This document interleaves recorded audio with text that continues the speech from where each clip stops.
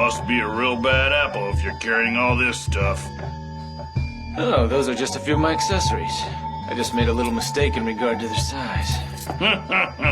Well, don't you look cute and talk cute? And this firm body of yours, so delicious. You be a good boy and do like I tell you, and I won't do anything mean to you. Ah! Oh!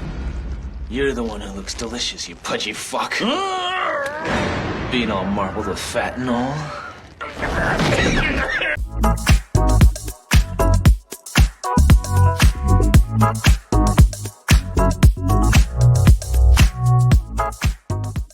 Hello, and Hero here, something of a virtual YouTuber myself.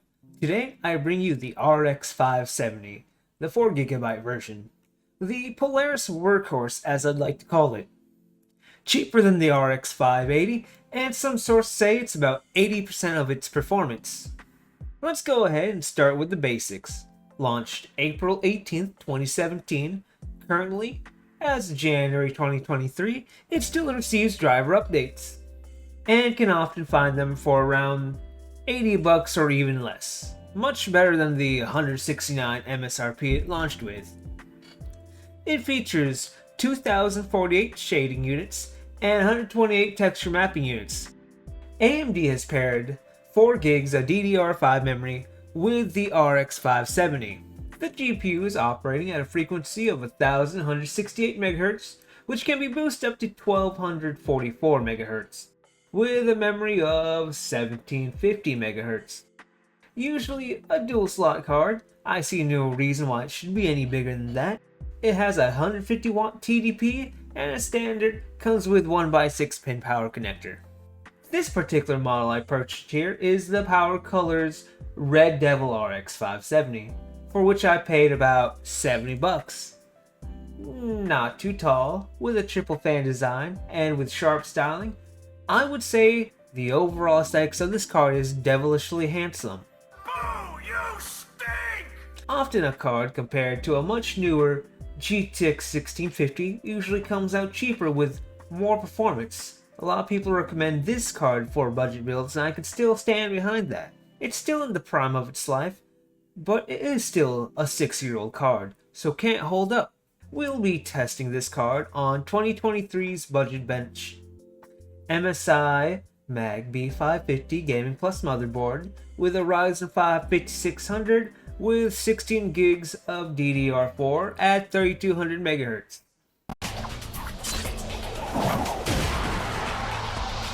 This party's getting crazy. Let's rock.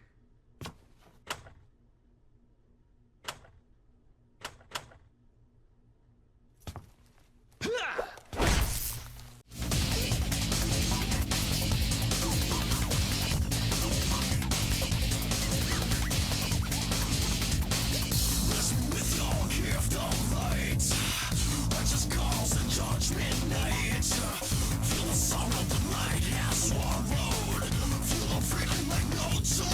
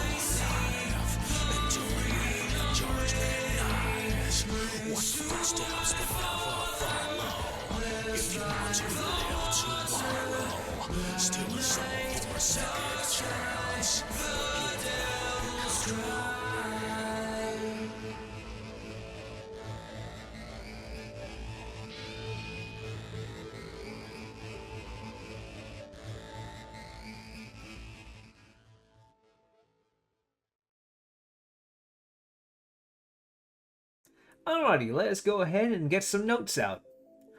Overwatch 2 on Ultra runs really well, but personally I don't see too much difference when it compared to high.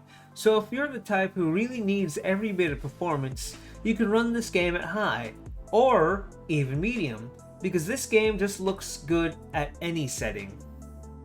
Far Cry 5 I left on Ultra for my previous video, you can check that up there. Anyway, I decided to leave it at Ultra, and it ran amazingly. Honestly, this is another game that I need to find a newer replacement. Either Cyberpunk is much more optimized than I thought, or the 570 is better than I thought. Anyway, being able to run this game with a decent FPS at medium is nothing to scoff at. I don't know if it's the game being ran at Ultra, but the textures will start to flicker in and out of existence at the menu and some parts of the game. This doesn't have any effect on the FPS though. As well, this is in the benchmarks as an excuse to put Dante in the thumbnail, as this is the Red Devil RX 570. So what do I think? This card is still very usable, and coming back to that GTX 1650 comparison, if the GTX 1650 is currently Steam Hardware Survey's most used GPU, then anything that card can play, this card can play better. It's just a little bit more power hungry. As well as the price to performance, it's an amazing point to add to this card. It's still supported, and it's affordable, and can play any game you would want to play. Just don't expect max settings, but for a lot of modern games, medium to high will do just well. So do I recommend this card? Yes. Yes, I actually do. If you're looking for a card that's under $100, I recommend a Polaris card, meaning the 470, 480, 570, and 580. So do you have this card in your system, or are you looking for this card? Let me know down below. I hope you guys have a great day. I'm ManHero. Like if you like, and dislike if you don't like it, or just hate me. Subscribe if you want to see more. See you next time.